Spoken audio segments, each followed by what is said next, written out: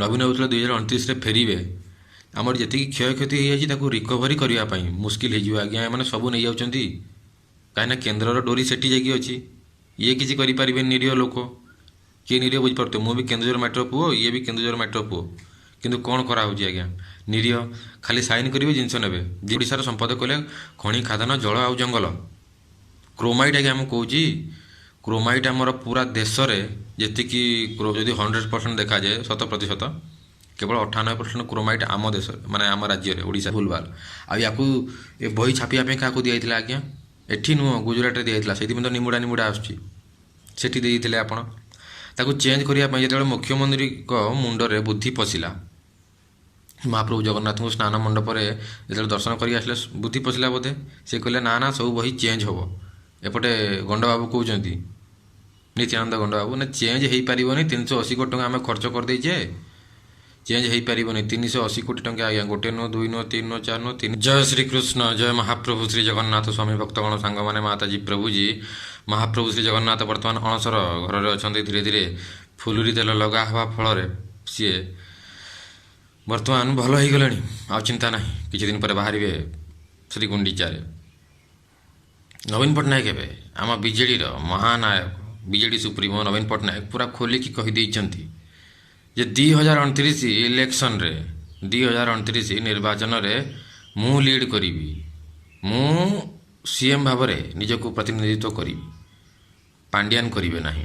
ଯେଉଁ ଭୁଲଟା ଏଇ 2.5 ବର୍ଷ ପୂର୍ବରୁ କରାହେଇଥିଲା, ଆକ୍ଚୁଆଲି ସେ ଭୁଲ ନଥିଲା ଆଜ୍ଞା, ଆମର ଭୁଲ ବୁଝାମଣା ଆଉ ବିଜେଡ଼ି ତରଫରୁ, ମାନେ ଆମ ହିଁ ପାର୍ଟି ତରଫରୁ କ୍ଲିୟର କରାହେଇନଥିଲା। ନବୀନ ବାବୁଙ୍କର ଦେହ ଖରାପ ହେଲା, ତାର ପୁରା ଯେଉଁ କାରଣ, ସେଥିରେ ଆପଣ ବହୁତ ଭଲ ପାଇବା ଦେଲେ, କାହିଁକିନା ମୁଁ ସେ ପୁରା କାରଣଟି କହିଥିଲି। ଆଉ ତାର ଭିଡ଼ିଓର ଲିଙ୍କ୍ ବି ଡେସ୍କ୍ରିପସନ୍ରେ ଦେଇଦେବେ, ପୁଣି ଆପଣ ଦେଖିପାରିବେ। ବହୁତ ଭଲ ପାଇବା ଦେଇଥିଲେ ଯେ କାହିଁକି ବିଜେଡ଼ି ହାରିଗଲା, ମାନେ ହାରିବାର କାରଣ କ'ଣ ଥିଲା। 24 ବର୍ଷର ବିଶାଳ ବିଶ୍ୱସ୍ତ ଶାସନ, ମାନେ ହାରିବାର କୌଣସି ଚାନ୍ସ ନଥିଲା, କେମିତି ହାରିଲା ତାର 2-3ଟା କାରଣ ମୁଁ ମୁଖ୍ୟ କହିଛି। ଆପଣ ସେ ଭିଡ଼ିଓରେ ଦେଖିପାରିବେ, ମୁଁ ଲିଙ୍କ୍ ମୁଁ ଡେସ୍କ୍ରିପସନ୍ରେ ଦେଇଦେବି, ଆପଣ ନିଶ୍ଚିତ ଭାବରେ ଦେଖିପାରିବେ। ପୁରା ବିଜେଡ଼ିର ପ୍ଲେଲିଷ୍ଟ ଦେଇଦେବି ଆଜ୍ଞା। ତାପରେ ହେଉଛି କଥାଟା କ'ଣ କହିଲେ, ନବୀନ ବାବୁ ଖୋଲିକି କହିଲେ ବର୍ତ୍ତମାନ ଯେଉଁ ପୌର ନିର୍ବାଚନ ଆସୁଛି, ପଞ୍ଚାୟତ ଇଲେକ୍ସନ୍ ଆସୁଛି, ତା ପାଇଁ ବିଜେଡ଼ି ପୁରା ରେଡ଼ି। ଆଉ ଯେତେବେଳେ ସୁଜାତା ପାଣ୍ଡିଆନ ଜଏନ୍ କଲେ ପୁଣି ଆଉ ଥରେ, ତ ସିଏ କହିଲେ ଯେ ସୁଜାତା ପାଣ୍ଡିଆନ ନୁହଁ, ବାରମ୍ବାର ସେ ସମ୍ବୋଧିତ କରୁଛନ୍ତି ସୁଜାତା ରାଉତ, ସୁଜାତା ରାଉତ, ସୁଜାତା ରାଉତ। ତାମାନେ ସେ କହିବାକୁ ଚାହୁଁଛନ୍ତି ଯେ ଓଡ଼ିଶା ମାଟିର ଝିଅ।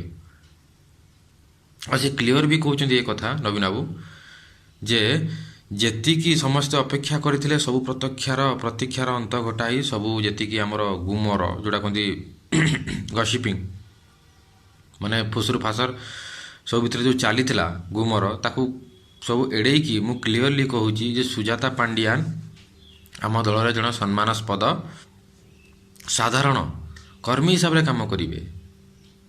ପୁଣି ମୁଁ ଭୁଲ କରି ପାଣ୍ଡିଆନ ନୁହନ୍ତି, ସିଏ ରାଉତ ବୋଲି ବାରମ୍ବାର କହିଛନ୍ତି। ସୁଜାତା ରାଉତ ଆମ ଦଳରେ ସାଧାରଣ ସମ୍ମାନାସ୍ପଦ କର୍ମୀ ହିସାବରେ କାମ କରିବେ ଆଉ ବିଜେଡ଼ିକୁ ଆଗକୁ ନେବେ। କିନ୍ତୁ ସବୁଥର ପରି ମୁଁ ଏ ବର୍ଷ 2029 ଇଲେକ୍ସନ୍, ପଞ୍ଚାୟତ ନିର୍ବାଚନ, ପୌର ନିର୍ବାଚନ, ଯାହା ବି ଆମର ଡେଭଲପମେଣ୍ଟ କାର୍ଯ୍ୟକ୍ରମ ହେବ, ସେସବୁରେ ମୁଁ ଲିଡ୍ କରିବି।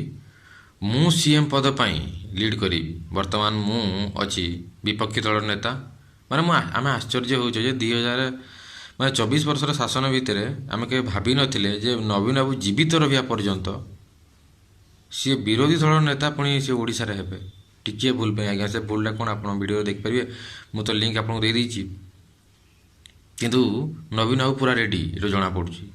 କାହିଁକିନା ପ୍ରିୟଦର୍ଶିନୀ ମ୍ୟାଡ଼ାମ୍ ଯେଉଁ ଥିଲେ ଆଉ ତାଙ୍କ ହଜବେଣ୍ଡ, ତା ସହିତ 100 ସଦସ୍ୟ ଯେଉଁମାନେ ଫୁଲ ଦଳରେ ଥିଲେ, ସାଙ୍ଗେ ସାଙ୍ଗେ ଗଞ୍ଜାମରେ ସିଫ୍ଟ ହେଇଛନ୍ତି ଆମ ବିଜେଡ଼ି ଦଳକୁ, ଗ୍ରୀନ୍ ଦଳକୁ। 24 ବର୍ଷ ଯେଉଁ ଶାସନ ଥିଲା, ତାକୁ 24 ମାସ ବି ଲାଗିଲାନି ଧୂଳିସାତ କରିବାରେ। ମୁଁ କାହିଁକି ଏ କଥା କହୁଛି ଆଜ୍ଞା, ଆପଣ ସମସ୍ତେ ଜାଣନ୍ତି, ଛୁଆ ଜାଣେ ଅସୁବିଧା କ'ଣ ହେଇଛି। ଅସୁବିଧା ଏଇଆ ହେଇଛି, ଆପଣ 3500 ଦେବେ କହିଥିଲେ, ଫୁଲ ଦଳ କଥା କହୁଛି, 3500 ଦେବେ କହିଥିଲେ, 1000ଟି ଯେଉଁ ଭତ୍ତା ପଇସା ମିଳୁନାହିଁ, ଲୋକ ଅନାହାରରେ ମରୁଛନ୍ତି, ଲୋକ ଅନାହାରରେ ମରୁଛନ୍ତି। ଯଦି ଗଣିବା ପାଇଁ କହିବି ଆଜ୍ଞା, ଦେଖନ୍ତୁ ଗଣି ଚାଲିଛି, ଲୋକ ଅନାହାରରେ ମରୁଛନ୍ତି। ଆପଣ ସେଗୋଟେ ପଖାଳ ପାଇଁ ପ୍ରିପେୟାର ହେଲେଣି। 2.5 କୋଟି ଟଙ୍କାର ପଖାଳ, 85 ଲକ୍ଷ ଟଙ୍କା କେବଳ ଅଫିସିଆଲି ଆପଣ ଦେଖେଇଛନ୍ତି। ଇଏ ପଖାଳ ସାବିତ୍ରୀ ଦ୍ୱାରା ମରିଗଲା କେବଳ ଚାଉଳ ଆଉ ଭତ୍ତା ପଇସା ନ ପାଇକି। ଆପଣଙ୍କର ଶାସନ ସମୟରେ, ଫୁଲଦଳର ଶାସନ ସମୟରେ ନାରୀ ସୁରକ୍ଷିତ ନୁହନ୍ତି। ଅନ୍ୟ ନାରୀ କଥା କ'ଣ କହିବେ ଆଜ୍ଞା? ଜଣେ ଆପଣଙ୍କ ହିଁ ଦଳର, ଆପଣଙ୍କର ହିଁ ଦଳର ନାରୀ ସରପଞ୍ଚ ପ୍ରାର୍ଥୀ, ଜଣେ ଇଲେକ୍ଟେଡ୍ କ୍ୟାଣ୍ଡିଡେଟ୍, ସିଏ ସୁରକ୍ଷିତ ନୁହେଁ। ଆପଣଙ୍କୁ ଚାହୁଁଛି ବାରମ୍ବାର ଦେଖା କରିବା ପାଇଁ, ଲିଖିତ ଭାବରେ ଦେଲା, କିନ୍ତୁ ଆପଣ ଦେଖା କରିବା ପାଇଁ ଆସିଲେନି। ଏଠି ବିଜେଡ଼ି ସୁପ୍ରିମୋ ଯେତେବେଳେ ଚିଲେଇଲେ, ନିନ୍ଦା କଲେ, ଭର୍ସନା କଲେ, ଟ୍ୱିଟରରେ ପୁରା ଲେଖିଲେ, ଆପଣଙ୍କୁ ଆଡ୍ରେସ୍ କଲେ, ତାପରେ ଯାଇକି ଆପଣଙ୍କର ଷ୍ଟେପ୍ ନିଆହେଲା। ତଥାପି ଆପଣ ଦେଖା କରିବା ପାଇଁ ଆସିଲେନି। ଏଇଟା ପଖାଳ ଦିବସ, ମାନେ ପଖାଳ ଚଲେଇଛନ୍ତି ଆପଣ। ସେ ପଖାଳରେ ପୁଣି ନାନା ପ୍ରକାର ତେଲ ମସଲା, ତାର ବି ଭିଡ଼ିଓ ବନେଇଛି ମୁଁ ଆଜ୍ଞା, ଆପଣ ଦେଖିପାରିବେ ପ୍ଲେଲିଷ୍ଟ ହେଇକି। ନାନା ପ୍ରକାର ତେଲ ମସଲା କରିକି କ'ଣ ସିଏ ସବୁ ଛୁଆ ଖାଇପାରିବେ ନା ବୁଢ଼ା ଖାଇପାରିବେ? କେହି ପସନ୍ଦ କରିବେନି। ଏମିତି ପଖାଳ ହୁଏ? ଖାଲି ଅନ୍ନକୁ ଛାଡ଼ିଦେଲେ, ଓଡ଼ିଆମାନଙ୍କର ଅନ୍ନକୁ ଛାଡ଼ିଦେଲେ ଆଉ କିଛି ସେଠି ଓଡ଼ିଆ ଖାଇବା ନାହିଁ। ଇଏ କି ପଖାଳ? ପିଆଜ ରସୁଣ ମାଛ ପକାଇଛନ୍ତି, ଇଏ ଠିକ୍ ନୁହେଁ। ଦ୍ୱିତୀୟତଃ ଯେ ପ୍ରିୟଦର୍ଶିନୀ ମ୍ୟାଡ଼ାମ୍, ସିଏ ବି ମାନେ ଜଣେ ସମ୍ମାନାସ୍ପଦ, ସିଏ ଗୋଟେ ମାନେ କ'ଣ କହିଲେ ଇଲେକ୍ଟେଡ୍ ଟପ୍ ଲେଭେଲ୍ ସେ କ୍ୟାଣ୍ଡିଡେଟ୍। ତାଙ୍କ ହଜବେଣ୍ଡ ବି କହୁଛନ୍ତି ସେ କଥା। ତାଙ୍କର ଗୁଡ଼େ ବିଜନେସ୍ ଥିଲା, ସେ ବିଜନେସ୍କୁ ଆପଣ ଭାଙ୍ଗିଦେଲେ।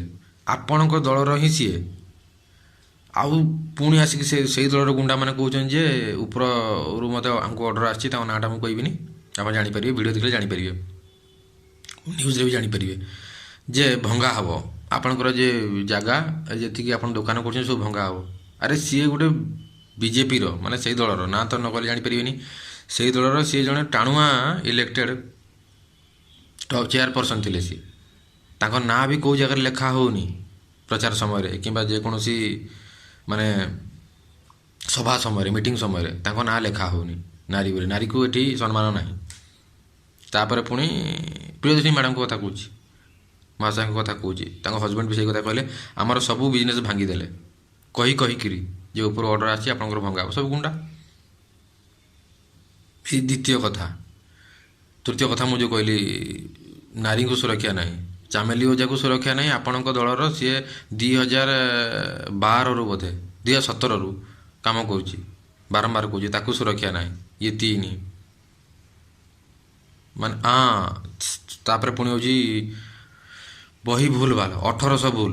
ଇଏ ତ ଖାଲି ଅଫିସିଆଲି କଥା କୁହାହେଇଛି। ପ୍ରଥମରୁ ଅଷ୍ଟମ ଶ୍ରେଣୀ ପର୍ଯ୍ୟନ୍ତ ଯେତିକି ଆମର ପିଲା ଅଛନ୍ତି, ସ୍କୁଲ ପିଲା, ସିଏ ସବୁ ଭୁଲ ଭାଲ ପଢ଼ିବେ। ସେ ଶୁଖୁଆ ତରକାରୀ କରିବା ଶିଖିବେ, ନିମୁଡ଼ା ନିମୁଡ଼ା ପଢ଼ିବେ।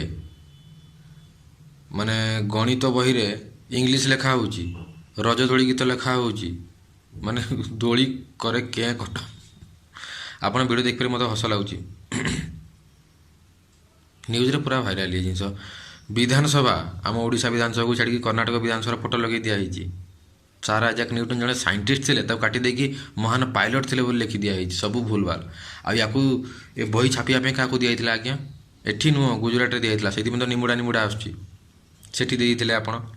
ତାକୁ ଚେଞ୍ଜ କରିବା ପାଇଁ ଯେତେବେଳେ ମୁଖ୍ୟମନ୍ତ୍ରୀଙ୍କ ମୁଣ୍ଡରେ ବୁଦ୍ଧି ପଶିଲା, ମହାପ୍ରଭୁ ଜଗନ୍ନାଥଙ୍କୁ ସ୍ନାନ ମଣ୍ଡପରେ ଯେତେବେଳେ ଦର୍ଶନ କରି ଆସିଲେ, ବୁଦ୍ଧି ପଶିଲା ବୋଧେ, ସେ କହିଲେ ନା ସବୁ ବହି ଚେଞ୍ଜ ହେବ। ଏପଟେ ଗଣ୍ଡବାବୁ କହୁଛନ୍ତି, ନିତ୍ୟାନନ୍ଦ ଗଣ୍ଡବାବୁ, ନା ଚେଞ୍ଜ ହେଇପାରିବନି, 380 କୋଟି ଟଙ୍କା ଆମେ ଖର୍ଚ୍ଚ କରିଦେଇଛେ, ଚେଞ୍ଜ ହେଇପାରିବନି। 380 କୋଟି ଟଙ୍କା ଆଜ୍ଞା, 1 ନୁହଁ, 2 ନୁହଁ, 3 ନୁହଁ, 4 ନୁହଁ, 380 କୋଟି ଖର୍ଚ୍ଚ କରିଦେଇଛନ୍ତି। ତେଣୁକରି ଆଉ ହେଇପାରିବନି। ଆପଣ ସେଇଗୁଡ଼ାକୁ ରେକ୍ଟିଫାଏ କରିକି ପଢ଼ାନ୍ତୁ, ସଂଶୋଧନ କରିକି ପଢ଼ାନ୍ତୁ। ସଂଶୋଧନ କ'ଣ ଆଜ୍ଞା? ଧଳା କାଳି ମରା ହେବ, ଦେଖିଥିବେ ଆପଣ ଧଳା କାଳି, ସେଥିରେ କରିକି ମରା ହେବ। 380 କୋଟି ଟଙ୍କାରେ ନିମୁଡ଼ା ନିମୁଡ଼ା, ଶୁଖୁଆ ତରକାରୀ, ରଜ ଦୋଳି ଗୀତ, ଦୋଳି କରେ କେଁ କଟ, ଏମିତି ଗୋଟେ କ'ଣ ଛୁଆଟେ ପଢ଼ିକି ଶୁଣାଉଥିଲା। ଆଉ ହସ ଲାଗୁଛି ଏସବୁ। ବର୍ତ୍ତମାନ ବି ଦେଖନ୍ତୁ, ଆପଣ ଯଦି ଧ୍ୟାନ ସେ ଦେଖିବେ, ଲକ୍ଷ୍ୟ କରିବେ, ଏ 2.5 ବର୍ଷ ଭିତରେ କ'ଣଟା ଚେଞ୍ଜ ହେଇଛି ଆଜ୍ଞା? ଯାହା ନବୀନ ବାବୁ କରିଥିଲେ ସେଗୁଡ଼ାକୁ କେଞ୍ଚି ସେଇଗୁଡ଼ାକୁ ବଢ଼ା ହେଉଛି। ଆଉ କିଛି ଚେଞ୍ଜ ହେଇନି ଆଜ୍ଞା, କିଛି ଚେଞ୍ଜ ହେଇନି। ଆଉ ନବୀନ ବାବୁ କହିଲେ ବୋଲି ଯାହା ବି ଆପଣ ଆଖି ଦୃଶିଆ ଓଡ଼ିଶାର ଯେଉଁ ପରିବର୍ତ୍ତନ, ଉନ୍ନତି ତ କହିପାରିବାନି, ଯେଉଁ ପରିବର୍ତ୍ତନ ଯେଉଁ ହେଲା, ନାରୀ ଯେଉଁ ସୁରକ୍ଷା ହେଲା, ଇଏ ହେଲା, ସିଏ ହେଲା, ଦଳ ଚେଞ୍ଜ ହେଲା, ଇଏ ନବୀନ ବାବୁଙ୍କୁ ଚିଲେଇବା ଯୋଗୁଁ। 2026ରେ ବର୍ତ୍ତମାନ ନବୀନ ବାବୁ ଖାଲି ଗୋଟେ ମିଟିଂ ଡାକିଦେଲେ, ହେଇଗଲା। 2029 ପାଖେଇ ଆସୁଛି, ନବୀନ ବାବୁ କହିଲେ, ତେଣୁକରି କ୍ଲିଅର ଏଥର ସଫା ସଫା କହିଦେଲେ ଆମେ ବି ସପୋର୍ଟ କରିବା ଦରକାର ବିଜେଡ଼ିକୁ। କାହିଁକିନା ନିଶ୍ଚିତ ଭାବରେ ବିଜେଡ଼ି ହିଁ ଓଡ଼ିଶାକୁ ଚିହ୍ନିଛି 24 ବର୍ଷର ଶାସନରେ। ବାହାର କେହି ଚିହ୍ନି ପାରିବେନି। କ'ଣ ହେଲା ଆଜ୍ଞା? ସବୁ ତ ନଷ୍ଟ ହୋଇଗଲା। ଆମର ଖଣି ଖାଦାନ, ଆମର ଓଡ଼ିଶାର ସମ୍ପଦ କହିଲେ ଖଣି ଖାଦାନ, ଜଳ ଆଉ ଜଙ୍ଗଲ।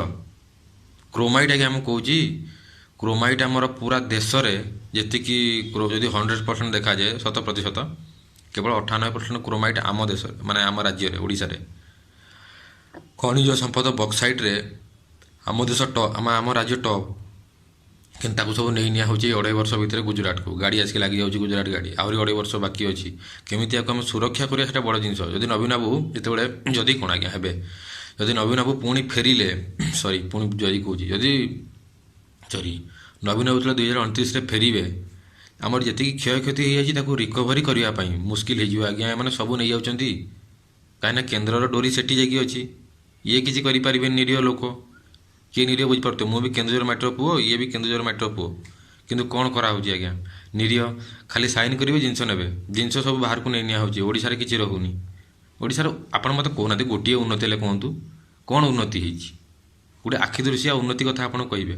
ଆମ କେଉଁଝରରେ ବର୍ତ୍ତମାନ ଗୋଟେ ମେଡ଼ିକାଲ ହେଲା, ମୁଁ ଯାଇକି ଦେଖିଲି। ଆମର ଗଭର୍ଣ୍ଣମେଣ୍ଟ ମେଡ଼ିକାଲ ଅଛି, ଆଉ ଗୋଟେ ଗଭର୍ଣ୍ଣମେଣ୍ଟ ମେଡ଼ିକାଲ ହେଲା। ଧରଣୀଧର ଧରଣୀଧର ଗଭର୍ଣ୍ଣମେଣ୍ଟ। ମୁଁ କହିଲି ଇଏ ପ୍ରାଇଭେଟ୍ ହସ୍ପିଟାଲ ନା ଗଭର୍ଣ୍ଣମେଣ୍ଟ ହସ୍ପିଟାଲ? ଏଇଟା ସୁନ୍ଦର ଦେଖାହେଉଛି। ତାର ସର୍ଟସ୍ ବି ମୁଁ ଆପଣଙ୍କୁ ଛାଡ଼ିଥିଲି। ଦେଖିବେ ପୁରା ଏତେ ୱାଟର ଫାଉଣ୍ଟେନ୍ ଅଛି। ସର୍ଭିସିଂ ମସ୍ତ।